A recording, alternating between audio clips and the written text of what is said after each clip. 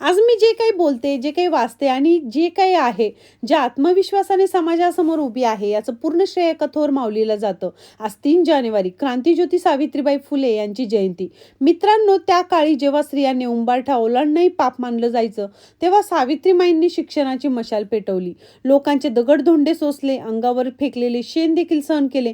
पण आपल्या लेकींच्या शिक्षणासाठी त्यांनी कधीच हार मानली नाही. सावित्रीमाईंनी फक्त अक्षरे शिकवली नाहीत, तर त्यांनी स्त्रियांना सन्मानाने जगण्याचा मंत्र दिला. आज भारताची प्रत्येक मुलगी जी डॉक्टर, इंजिनियर किंवा ऑफिसर होते, ती खऱ्या अर्थाने सावित्रीची लेक आहे. स्त्री शक्तीचा खरा अर्थ सांगणाऱ्या, अज्ञानाचा अंधार दूर करणाऱ्या आणि महाराष्ट्राच्या मातीला ज्ञानाचा सुगंध देणाऱ्या क्रांतीज्योती सावित्रीबाई फुले यांना माझा मानाचा मुजरा, माझा मानाचा मुजरा.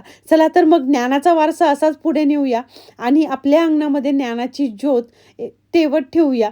क्रांतीज्योती सावित्रीबाई फुले यांना विनम्र अभिवादन करूया.